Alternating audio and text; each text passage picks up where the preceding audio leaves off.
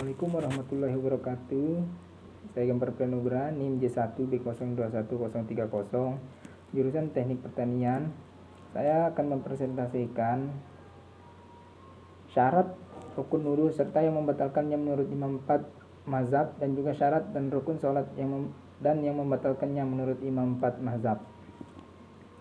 Syarat-syarat wudu. Adapun syarat-syarat wudu terbagi menjadi 3 syarat, yaitu syarat wajib, syarat sah, dan sah sekaligus. 1. Syarat wajib adalah semua perkara yang apabila dapat terkumpul semua, maka seseorang diwajibkan untuk bersuci. Adapun termasuk syarat wajib itu adalah A. Berakal, artinya orang yang gila tidak wajib dan tidak sah wudunya, yaitu pada waktu gila ataupun pada waktu penyakit ayahnya kambuh. Wudu juga tidak diwajibkan bagi orang yang tidur dan yang lupa. Wudu tidak sah apabila dilakukan oleh kedua orang tersebut. Pendapat ini adalah menurut jumhur ulama selain mazhab Hanafi, karena tidak terdapat niat pada orang yang sedang tidur atau lupa. Yang B. Balik, artinya wudu tidak diwajibkan kepada anak-anak dan tidak sah kecuali dari seorang yang mumayyiz. Mumayyiz juga merupakan syarat bagi sahnya wudu. Yang C. Islam, artinya Islam adalah syarat wajib menurut ulama mazhab Hanafi. Hal ini berdasarkan pendapat yang masyhur di kalangan mereka, yang mengatakan bahwa orang kafir tidak diperintahkan menunaikan ibadah dan hukum-hukum syariah orang lain. Oleh sebab itu, orang kafir tidak diwajibkan berwudu, karena orang kafir tidak diperintah untuk melaksanakan hukum-hukum syariah. Akan tetapi, jumhur ulama menyatakan bahwa Islam merupakan syarat sah. Hal ini berdasarkan ketetapan mereka bahwa orang kafir diperintahkan melaksanakan hukum-hukum syariah. Oleh sebab itu, tidak sah orang kafir yang melakukan hukum-hukum tersebut, karena di antara syarat sah melaksanakan adalah Islam. Syarat ini menjadi syarat dalam semua ibadah seperti bersuci, salat, zakat, puasa, dan juga haji. Yang D. Mampu menggunakan air yang suci dan mencukupi. Wudu tidak diwajibkan kepada orang yang tidak mampu menggunakan air yang suci. Ia juga tidak diwajibkan kepada orang yang tidak memiliki air dan debu. Orang yang mempunyai air tetapi tidak mencukupi bagi semua anggota, meskipun hanya untuk sekali pengguna, maka ia tidak diwajibkan. Tidak diwajibkan juga atas orang yang apabila menggunakan air dapat memberi madharat kepadanya. Yang dimaksud dengan orang yang mampu adalah orang yang mempunyai air yang penggunaannya tidak mudaharakat dirinya. Ini merupakan pendapat di kalangan ulama mazhab Hanafi dan Maliki. Akan tetapi, pendapat yang azhar di kalangan ulama mazhab Syafi'i dan Hambali mengatakan bahwa wajib menggunakan air yang tidak mencukupi tersebut. Kemudian ia melakukan tayamum. Yang ke E. Hadas, artinya orang yang sedang dalam keadaan memiliki wudu tidak diwajibkan mengulangi wudu, yaitu berwudu atas wudu yang belum batal. F.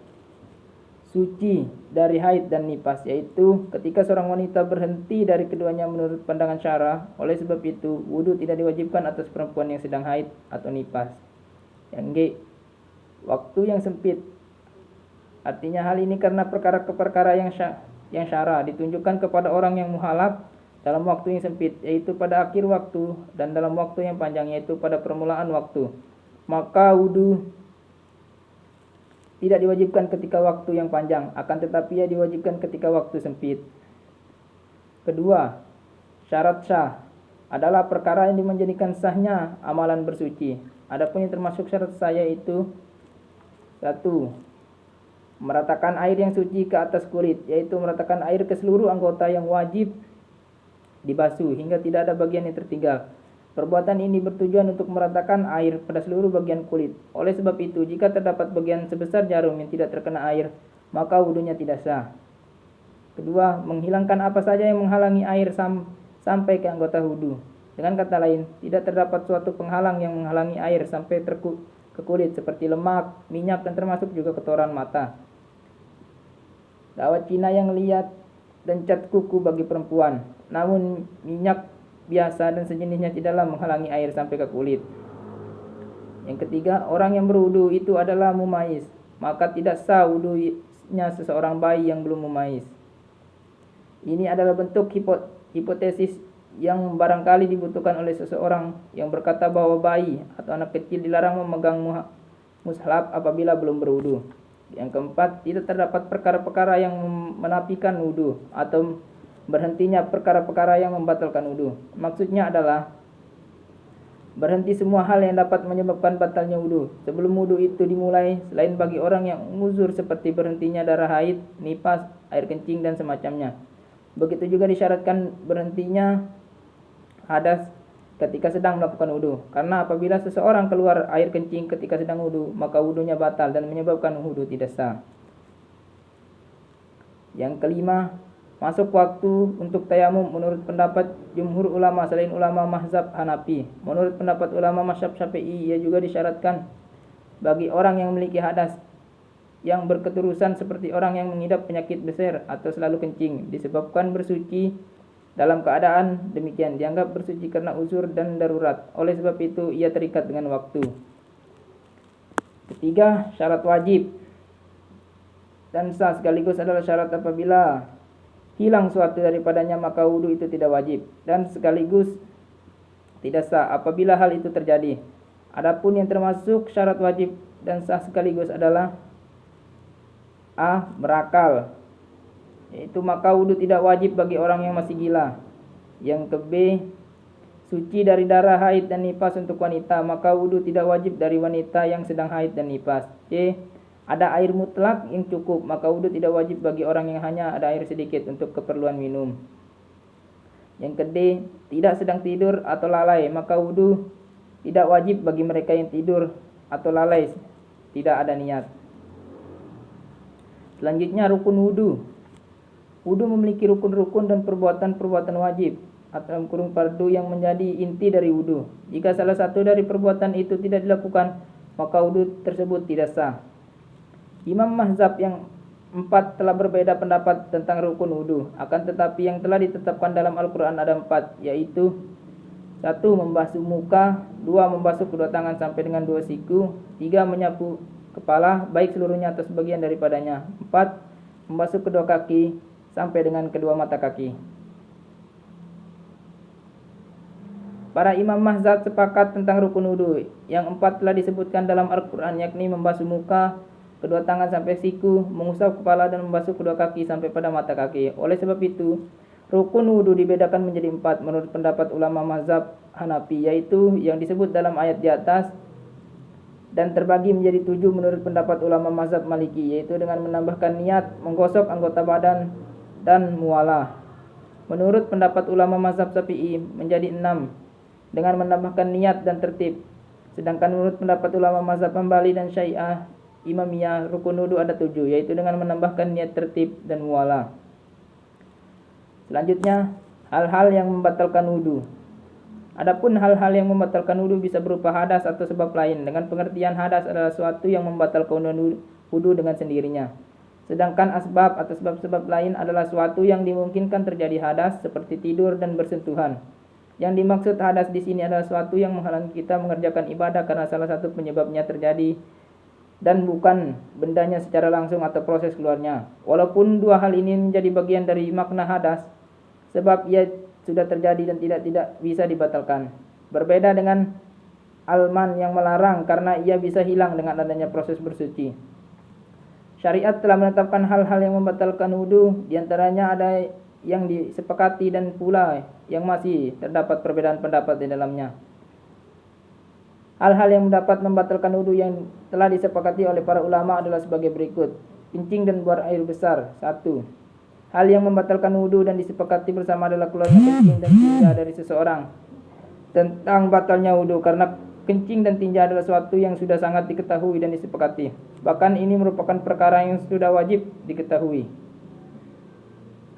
Dalam agama tidak memerlukan dalil untuk menjelaskan, sedangkan hikmahnya sangat jelas. Setelah najis ini keluar dari seorang, maka dia haruskan untuk kembali bersuci hingga dia berhak menghadap Tuhannya.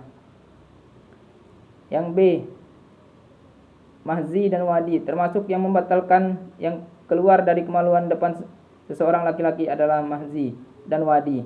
Keduanya membatalkan wudu, laksanakan kencing. dan tidak ada kewajiban apa-apa bagi seseorang yang keluar mazi atau wadi kecuali istinja dan wudu. Yang C, keluarnya angin dari anus. Di antaranya yang membatalkan wudu adalah keluarnya angin dari anus. Dalam riwayat Al-Bukhari dan Muslim dari Abdullah bin Zaid dari Asim Al-Ashari bahwa dia mengadukan sesuatu kepada Rasulullah tentang seseorang yang ragu merasakan sesuatu pada saat salat, yakni dia merasakan adanya ingin keluarnya dari anus.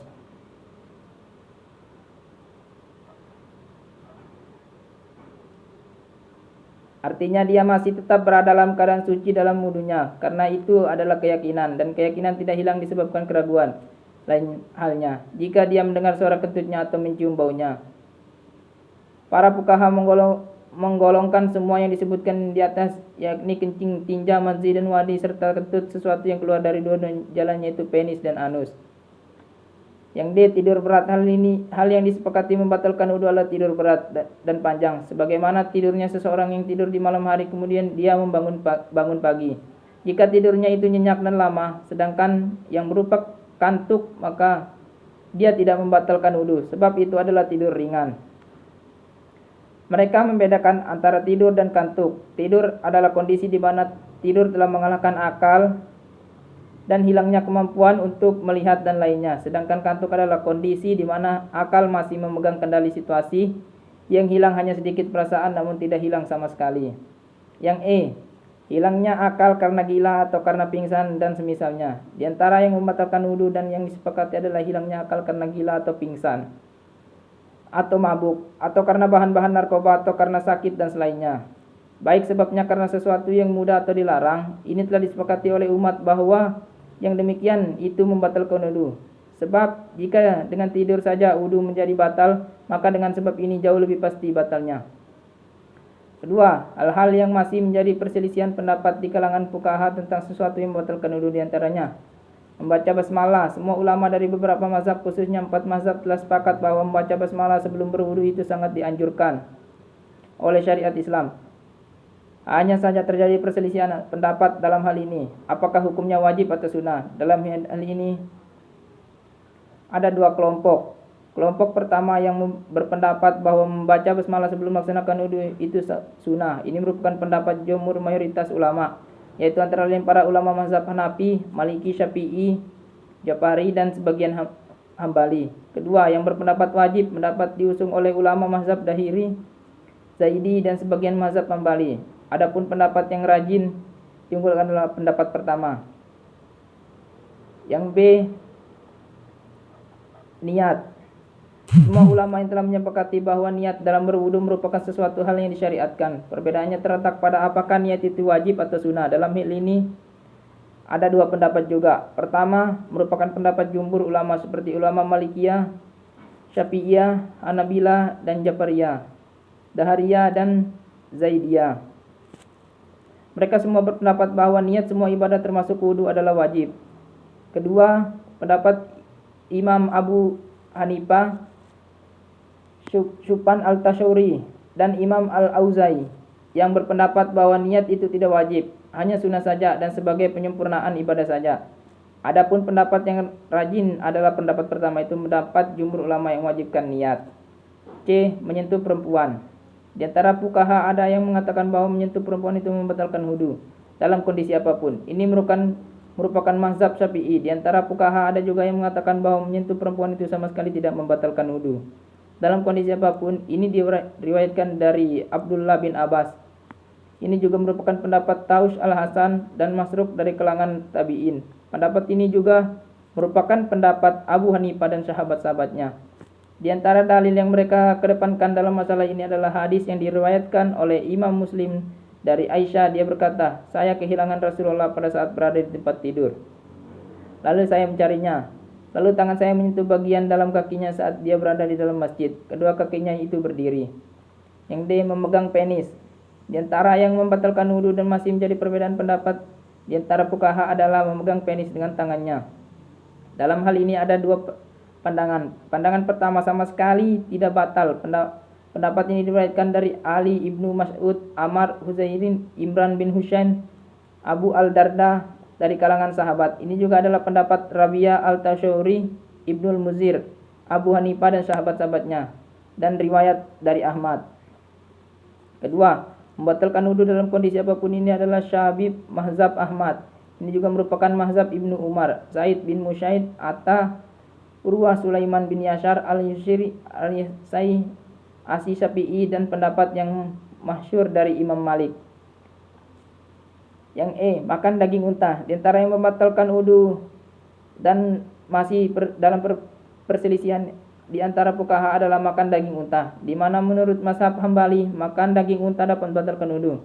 Sedangkan menurut mazhab Imam Syafi'i, Maliki, dan Hanafi tidak membatalkan wudhu. Yang muntah dan mimisan dan darah mengalir.